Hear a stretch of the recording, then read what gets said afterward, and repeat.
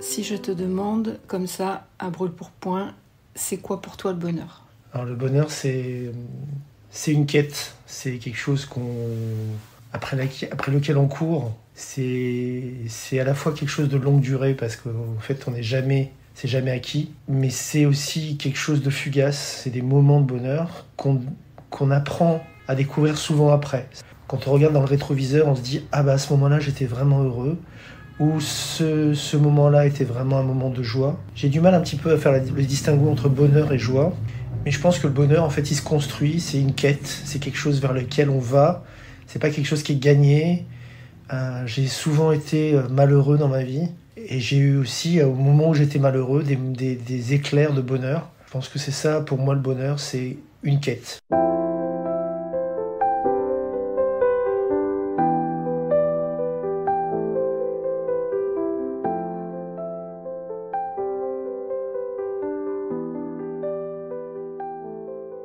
Et si je te demande quel est le souvenir de ton enfance, comme ça, qui te remonte spontanément à la surface, tu me dirais quoi ? Alors c'est compliqué pour moi parce que je vis beaucoup dans la nostalgie du passé, beaucoup dans l'enfance, effectivement. Il y a beaucoup de choses qui dans ma vie qui viennent de l'enfance. J'ai connu une enfance magnifique en Provence, comme j'aimerais que beaucoup d'enfants aient pu la vivre. J'ai vécu à Manosque, dans une ville des Alpes de Haute-Provence, qui s'appelait d'ailleurs, quand on est arrivé, les Basses-Alpes. Et c'était un petit coin de paradis au milieu de la nature, qui a été très bien décrit par Jean Giono, l'écrivain. Alors, mes souvenirs d'enfance remontent essentiellement de Manosque. Et je dirais, c'est moi qui suis devenu un urbain et un parisien, c'est ma vie au contact de la nature. C'est là aussi des mélanges entre bonheur et malheur, c'est-à-dire dans des endroits où on me mettait, des colonies de vacances, des centres aérés. Il y avait de temps en temps des moments de bonheur, des fulgurances, l'apprentissage de jeux, de chansons. Et voilà, je te le dis à toi, alors que c'est toi qui m'interviews, mais probablement la première femme dont je suis tombé amoureux alors que j'avais 14 ans, ce fut totalement platonique. Il ne s'est rien passé entre nous, mais je suis tombé amoureux de ma monitrice de centre aéré. Et j'ai été très malheureux qu'on nous sépare, que la vie nous sépare suite à un accident qu'avait eu son père, je crois. Et voilà, c'est resté comme ça, c'est-à-dire un amour impossible, platonique, et qui ne s'est pas concrétisé. Mais voilà, elle s'appelait Marie-Josée, mais on l'appelait Marie-Jo. Et je ne pense pas qu'elle puisse nous écouter aujourd'hui, mais voilà, quand bien même, aujourd'hui, c'est toi qui m'interviews, qui est la femme de ma vie. Et donc je te confesse ça. Donc moment de bonheur, on va dire, mon contact au milieu de la nature, et aussi le sport, parce que je m'exprimais beaucoup par le sport, j'étais beaucoup dehors. Je faisais du football, après j'ai fait du tennis de table, j'ai fait du tennis au final. Et pendant des années, j'ai fait de la compétition de tennis. Et pareil, c'était des moments de bonheur et en même temps des moments de douleur, quand je perdais ou quand j'avais mal, parce que j'avais souvent mal, on ne comprenait pas pourquoi, et on l'a compris bien des années après, puisqu'en fait j'avais une affection de type auto-immune qui m'empêchait vraiment d'aller au bout de mes exploits sportifs, entre guillemets. J'avais des inflammations, surtout dans le bras, dans les jambes, etc. Voilà. Mais voilà, les souvenirs qui reviennent, c'est surtout la Provence, c'est surtout Manosque, et c'est surtout ma vie au contact de la nature et du sport. Très bien. Bon, j'en veux pas du tout ni à toi ni à Marie-Jo. Je pense que effectivement, il y a prescription. Voilà, exactement, il y a prescription. Tu as eu sûrement des petites amourettes et des grands amours, et ça c'était avant.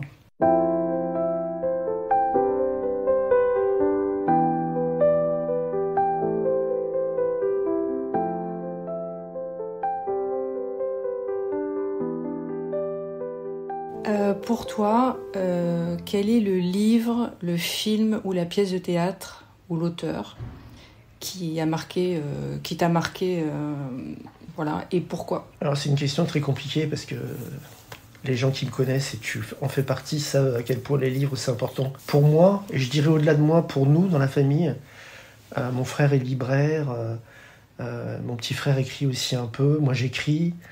Je lis énormément, et je lisais déjà énormément quand j'étais jeune. Pourtant, nos parents n'étaient pas vraiment des gens passionnés par la littérature. Mais voilà, c'était quelque chose d'important pour nous. Donc, dire un livre en particulier, j'ai lu beaucoup de chefs-d'œuvre, Stefan Zweig, Kafka, tout ça. Je pourrais dire beaucoup d'auteurs, beaucoup de livres. Mais je vais en dire un qui m'avait à l'époque marqué au point que je l'offrais quand je pouvais, à qui je pouvais.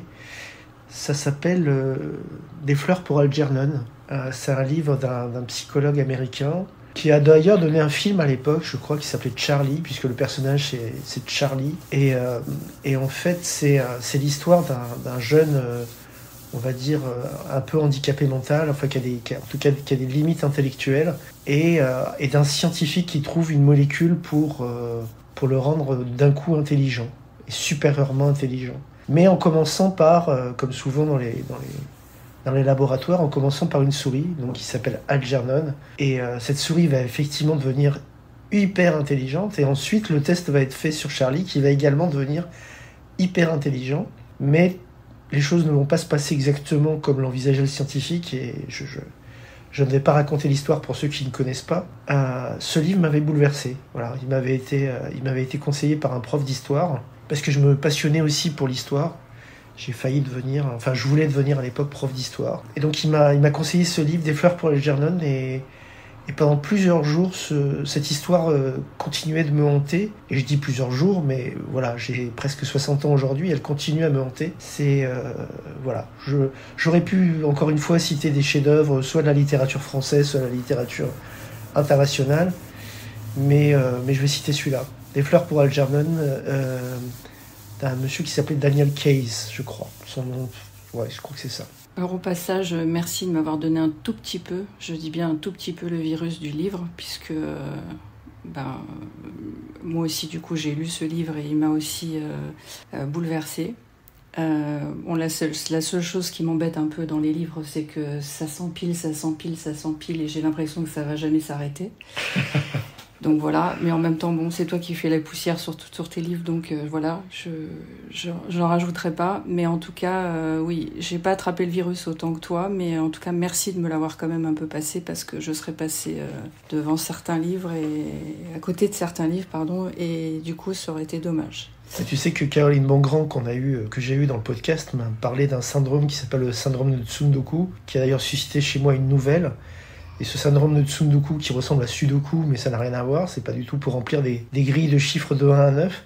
C'est un syndrome justement, comme son nom l'indique, qui vient du Japon, qui consiste à empiler sans arrêt des bouquins, d'acheter des bouquins sans arrêt de les stocker comme ça, parfois même sans les lire. Donc je pense que je suis un petit peu atteint par ce syndrome. D'accord, bon, je vais essayer de voir avec un médecin s'il y a un remède. Parce que sinon, c'est moi qui vais avoir un problème.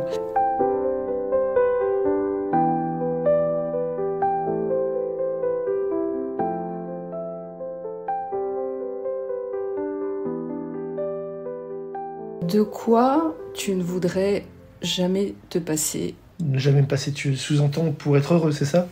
Oui, enfin, de quoi tu pourrais pas... À part toi.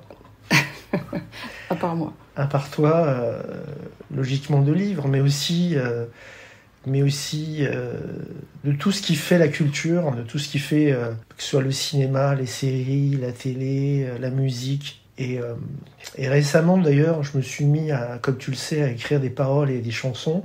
Et j'ai l'impression que ça va m'accompagner longtemps, ça. C'est quelque chose que j'avais pas envisagé, puisque j'écrivais déjà des poèmes. J'avais sorti 2 recueils de poèmes. J'écrivais d'autres choses, de la prose, du théâtre, d'autres choses. Mais d'un coup, j'ai découvert cette capacité à écrire des chansons en mettant au diable de l'IA, de l'intelligence artificielle, puisque évidemment, je ne suis ni musicien, comme tu le sais. Et quand je chante, là aussi, tu le sais, il vaut mieux se mettre aux abris parce que le temps passe à la pluie. Bon, ça va, faut pas exagérer. Un peu quand même. Et donc, grâce à l'IA, comme ça, je me suis mis à écrire des chansons ou à transformer ce qui était à la base des poèmes en chansons. Et j'ai l'impression que c'est parti pour un certain temps, quoi. Je pense pas que je vais réussir à m'en passer rapidement.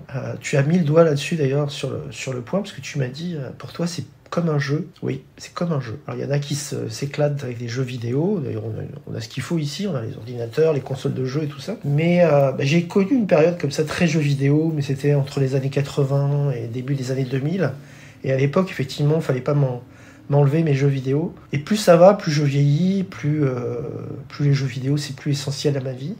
C'est plaisant, mais c'est plus essentiel à ma vie. En revanche, les mots, la littérature, écrire sous toutes ses formes, j'aurais du mal à m'en passer. Bon, puisque tu mets le doigt sur tes chansons, je voulais, à travers ce dialogue, je voulais te remercier pour toutes les chansons que tu as faites pour moi. Je crois qu'il y a plus d'une femme sur cette terre qui rêverait d'avoir sa chanson, surtout faite par son compagnon, avec autant de sensibilité, autant d'amour et autant de celle que tu as fait pour moi, celle que tu as faite pour nous, celle que tu as faite pour tous les gens qui sont autour de toi. Tu veux me faire pleurer en fait. Tu veux me faire pleurer dans mon podcast, c'est ça? Non, je veux pas te faire pleurer. Je veux juste. Okay. C'est pas dans mon habitude de faire des compliments. Donc là, je voulais, puisqu'on en parle, je voulais te remercier. Et j'ai eu plusieurs femmes qui m'ont dit waouh, t'as vraiment de la chance, quoi, parce qu'un homme qui te fait une chanson comme ça, c'est voilà.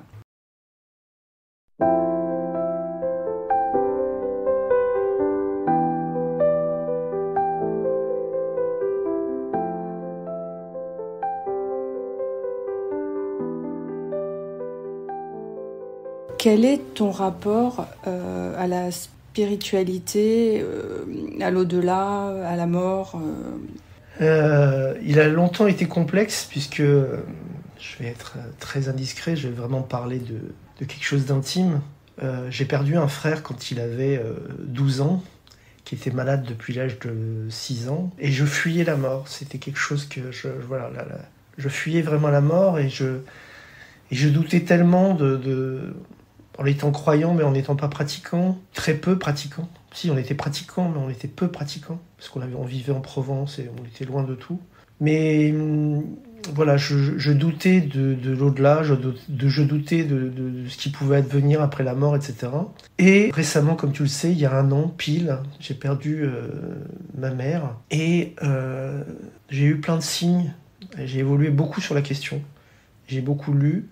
J'ai rencontré quelqu'un d'exceptionnel qui s'appelle Patrice Van Hersel que j'ai interviewé dans le podcast. J'ai rencontré d'autres personnes qui m'ont parlé effectivement de l'au-delà. Après, on y croit pas. On a aussi rencontré tous les deux une médium, pas pour faire tourner des tables, mais qui nous a d'un coup, alors qu'on lui demandait rien, qui nous a sorti quelque chose d'absolument incroyable, qu'on avait du mal même à croire, parce qu'elle ne connaissait pas ma mère, elle ne connaissait pas maman, ma monette adorée.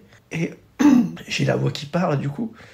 Et du coup, mon rapport à la mort et à l'au-delà a changé, a beaucoup changé. Le doute est toujours un peu présent, mais je doute de moins en moins de l'au-delà. Je doute de moins en moins du fait que la vie ne s'achève pas avec notre enveloppe charnelle et avec la mort ici-bas. Après, je pense que c'est quelque chose d'extrêmement intime, c'est-à-dire je juge pas les gens qui pensent exactement le contraire. J'ai des gens autour de moi qui pensent exactement le contraire, y compris des gens très très proches.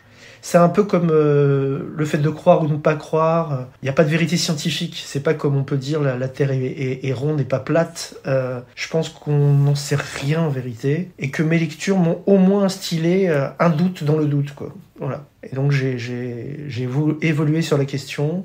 Je pense que ça fait de mal à personne, quand bien même je pense ça.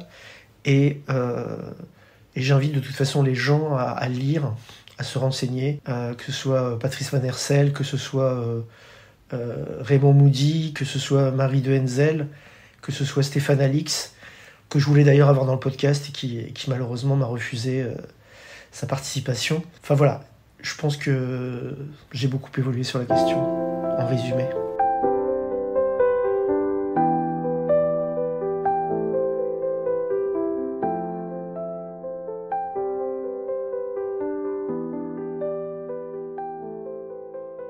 Alors, est-ce que tu peux me donner un mot de la langue française, comme ça, spontanément? Celui que j'aime ou celui auquel je pense là à l'instant? Ouais, exactement. J'aime tellement les mots, il y a tellement de mots que j'aime que en définir un. Alors il faut que je réfléchisse un peu. Espérance. Espérance. Je pense que je fais partie d'une communauté, la communauté juive, pas au sens communautaire du terme, mais je fais partie d'un peuple qui, toute son histoire a été bousculée, martyrisée, massacrée, et comme on le sait, c'est encore le cas aujourd'hui. Et jamais ce peuple n'a perdu l'espérance, jamais ce peuple n'a perdu l'espoir. À telle enseigne que l'hymne israélien s'appelle la tikva, et la tikva en hébreu ça veut dire l'espoir. Et donc pour moi, espoir ou espérance, c'est probablement le plus beau mot de la langue française, avec le mot amour bien sûr. Mais beaucoup de mes invités dans le podcast m'ont dit amour, donc j'aurais manqué d'originalité si j'avais dit amour. Mais évidemment, amour c'est important, et beaucoup des chansons que j'écris sont sur ce sujet. Pas que, mais sur ce sujet aussi. Mais espoir, espérance, c'est le fait d'être au fond du trou, mais de toujours imaginer qu'il puisse y avoir quelque chose de mieux derrière. Et on parlait de derrière, d'ailleurs, derrière la vie. C'est aussi vivre d'espoir et vivre d'espérance, de penser que derrière, il puisse y avoir quelque chose, que ça ne s'arrête pas le jour où on est mis en terre, ou bien pour les gens qui sont incinérés. Voilà, espoir. Et l'expression avoir l'espoir chevillé au corps, c'est une très belle expression aussi.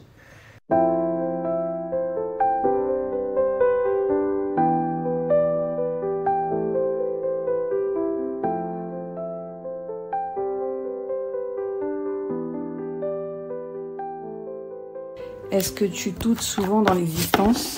Et si oui, plutôt de toi ou plutôt des autres? Je doute perpétuellement.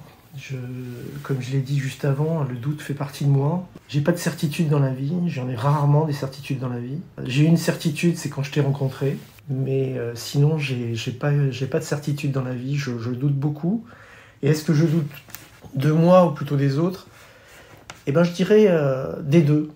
Parce que la plupart des invités que j'ai me disent soit je doute plutôt de moi, soit je doute plutôt des autres. Et moi je dirais des deux. Je doute de moi parce que, comme je viens de le dire, je suis souvent dans l'incertitude, je suis pas sûr de ce que je fais, j'ai besoin qu'on me réassure, comme tu le sais, j'ai besoin qu'on me dise que ce que je fais est bien, et ça a toujours été le cas, même à l'école quand j'étais petit, même avec mes parents, j'avais besoin tout le temps qu'on m'assure, qu'on me rassure, qu'on me dise que voilà, j'étais pas un tocard, que j'étais pas quelqu'un que j'étais quelqu'un tout simplement de bienveillant, de fréquentable, voilà. Et je doute des autres parce que, comme tout le monde, j'ai été, comme toi, je le sais, un certain nombre de fois trahi dans ma vie.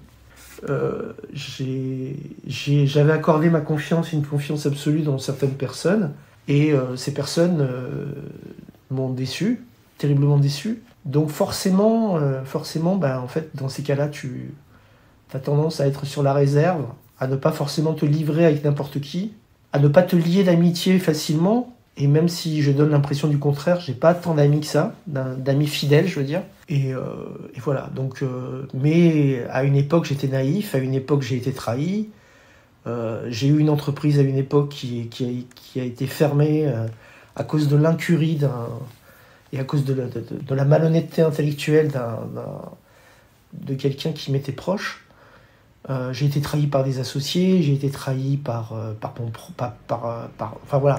plein de personnes, y compris à titre intime. Et donc forcément, alors c'est vrai que je doute plutôt de moi que plutôt des autres. J'ai tendance quand même à m'ouvrir aux autres, je suis assez ouvert aux autres. C'est pour ça aussi que j'ai créé ce podcast Le bonheur c'est les autres. Mais ça va pas sans quand même une certaine méfiance parfois. Je donne pas tout lors des premières rencontres avec des gens. Mais par contre, dès que je comprends qu'une personne elle est valable, ou qu'une personne elle a une vraie capacité à être fidèle et à être aimante, on va dire, même en amitié, et ben je suis là, quoi. Je suis là. Et je peux faire aussi beaucoup de choses gratuitement. Gratuitement au sens que j'ai fait beaucoup de choses pour les associations, par exemple. Voilà.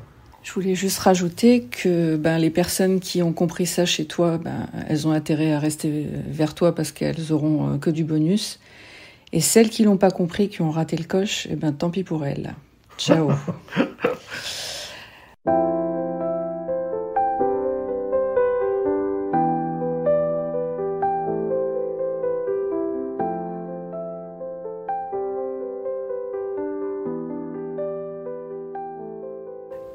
pour quel défaut de tes contemporains tu as le plus d'indulgence ?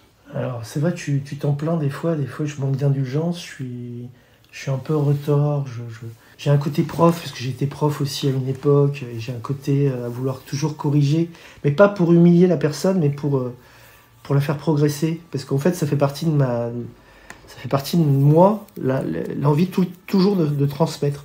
De transmettre par l'enseignement, de transmettre par la formation, j'ai été formateur à une époque, de transmettre par l'écriture, etc. etc. Donc, c'est vrai que parfois, je me le reproche, je manque d'indulgence, mais je vais dire que je suis indulgent avec une certaine forme d'ignorance. C'est-à-dire que je sais que tout le monde n'a pas fait des grandes études, tout le monde n'a pas fait des...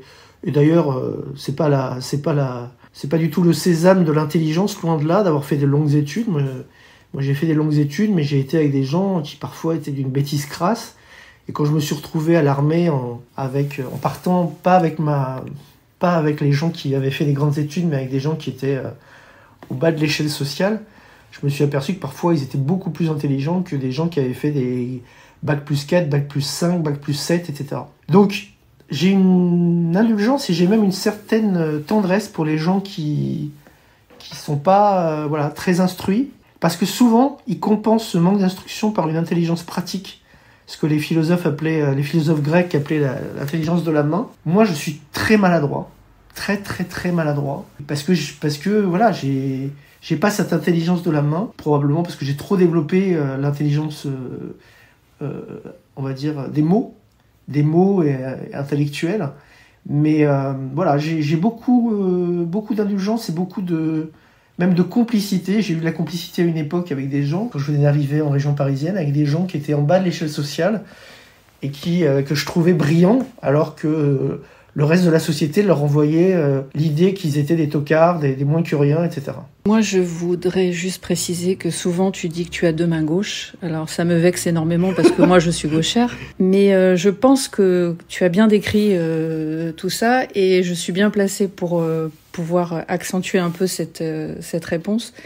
C'est que l'intelligence de la main, elle vient pas seulement d'une intelligence comme ça, elle vient aussi d'une envie de créer quelque chose par soi-même. Et je pense que toi, ce que tu as développé le plus, c'est pas l'envie de faire par tes mains, de créer par tes mains un objet ou voilà, contrairement à moi, parce que je peux le préciser, moi j'ai l'intelligence de la main.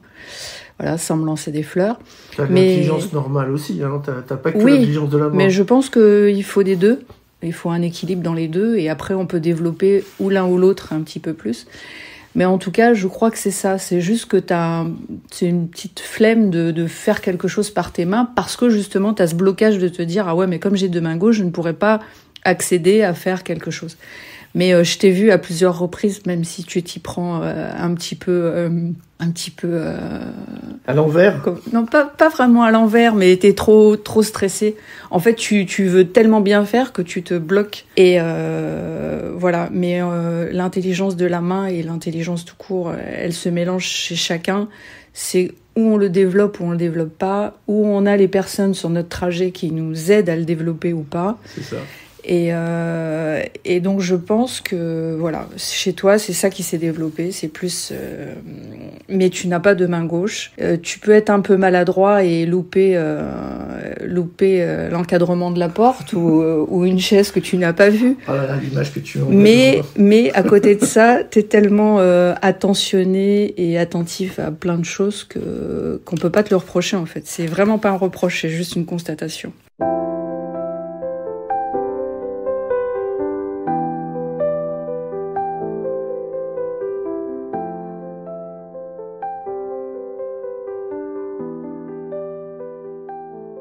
Qu'est-ce qui te rend optimiste pour la vie, pour l'avenir, pardon. En même temps, j'ai un peu bugué sur le mot, mais c'est pas faux.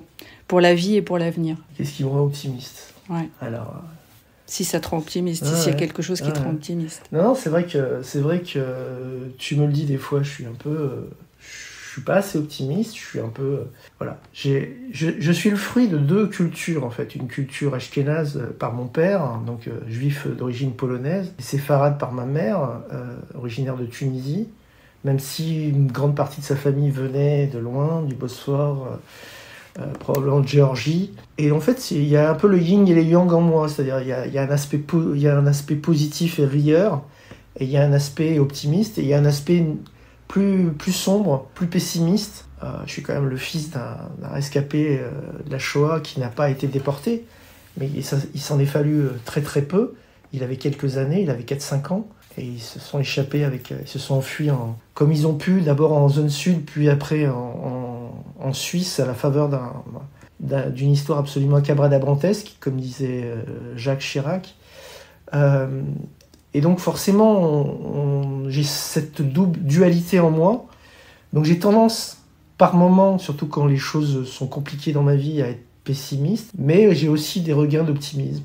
Alors pour répondre à ta question, qu'est-ce qui me rendrait optimiste tout court, et qu'est-ce qui me rendrait optimiste pour la vie et pour l'avenir? Je dirais déjà que tu restes dans ma vie, longtemps, que mes enfants et tous les gens, et tes enfants et les gens autour de nous se portent bien, et des belles vies à la fois personnelles et professionnelles. J'ai aussi une petite fille. J'aimerais que ces gens-là, voilà, ça me donnerait de l'optimisme de les savoir heureux. Après, à titre personnel, donc à part le fait que tu restes dans ma vie, ce qui me rendrait optimiste, c'est qu'il y ait un regain d'intelligence, un regain de clairvoyance du monde. Aujourd'hui, on est dans un monde, et particulièrement en France, extrêmement fracturé. C'est ça qui m'a conduit à créer Le Bonheur, c'est les autres. C'est pas uniquement pour répondre à la phrase de Sartre, l'enfer, c'est les autres. Le monde est fracturé, la France est fracturée, il y a un pessimisme ambiant absolument indescriptible, et j'aimerais que ça change, tout simplement. Alors, il y a des phases dans la société. On est dans les années 20 du 21e siècle. Dans les années 20 du 20e siècle, il y avait au contraire une joie de vivre, un optimisme, etc., parce qu'on avait franchi la guerre 14-18, on n'avait pas encore connu la guerre 39-45.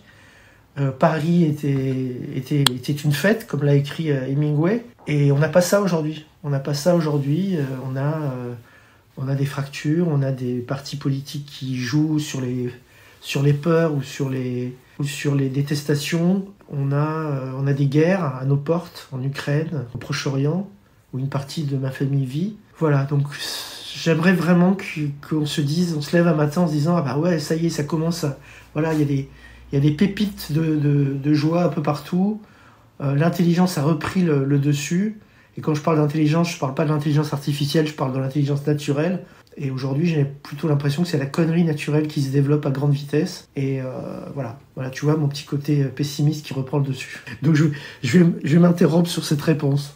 D'accord. Bon, tu mettras une petite pièce pour le gros mot que tu viens de dire. Ah oui. Mais voilà, c'est ok. Donc j'ai bien compris que ce qui était important pour toi, c'était le bonheur des gens qui t'entourent, et du coup, voilà, ça te rend heureux. Mais qu'est-ce qu'on peut te souhaiter, à part ta famille, à part les gens qui t'entourent, qui t'aiment et que tu aimes? Qu'est-ce qu'on pourrait te souhaiter pour les prochains mois? Qu'est-ce qu'on pourrait me souhaiter? On pourrait me souhaiter qu'on ait tous les deux du bonheur, qu'on fasse des voyages aussi beaux que ceux qu'on a fait en 2024, que j'indique à notre auditoire qu'on s'est marié au bout du monde en 2024. Je confirme. Sur une belle plage au bout du monde, et qu'on fasse des voyages encore, parce que moi j'étais pas un voyageur invétéré avant, mais le fait de voyager avec toi, ça change beaucoup de choses. Faire des voyages, faire des découvertes, lire des livres passionnants, découvrir des auteurs, continuer à faire ce podcast, interroger des gens intéressants qui m'enrichissent pas, comme tu le sais, monétairement, mais qui m'enrichissent spirituellement et intellectuellement. Écrire, aller au bout de mes projets d'écriture, et puis aussi écrire des chansons, on en a parlé tout à l'heure, les proposer à des artistes, des interprètes qui pourraient les interpréter. Et puis, en fait, en 2024, j'ai quitté un boulot où je travaillais depuis 10 ans pour redevenir indépendant. Et donc, mon activité d'indépendant continue, et je ne demande pas de gagner des sommes affolantes, mais suffisamment pour qu'on ait une vie confortable. Et puis surtout, donc, il y a des événements heureux à venir, des naissances à venir, peut-être des mariages, j'espère, à venir. Et puis voilà, on a payé à la fin de l'année 2020, au début de l'année 2024, on a payé déjà cher, puisque j'ai perdu ma maman. Et j'espère que cette année, on n'aura pas ce genre de tristesse, qu'on n'aura que des bonheurs. Voilà, donc ce qui me rendrait optimiste et heureux pour les mois à venir, c'est ça. Et mon bonheur, il dépend du tien aussi. Bah écoute, je vais te remercier pour ce bel échange. Et ça t'a plu ? Ça m'a plu. Oui, ça m'a beaucoup plu. C'est très déstabilisant parce que c'est pas mon métier de faire ça. C'est très déstabilisant parce que j'ai l'impression quand même qu'on se livre un peu tous les deux. Mais si on peut, par notre expérience, donner du courage et pas que du courage, mais l'envie aussi de continuer et de dire qu'à n'importe quel âge, on peut effectivement avancer dans la vie, faire des choses ensemble, s'apporter l'un à l'autre des connaissances dans notre métier ou des connaissances tout court, puis faire que ça dure très très très très longtemps. Donc je te souhaite plein de bonnes choses et merci de m'avoir donné cette opportunité d'être à ta place et de te poser ces questions. J'espère que toi aussi, tu n'as pas été trop déçu par ton... Voilà. Merci. Merci beaucoup.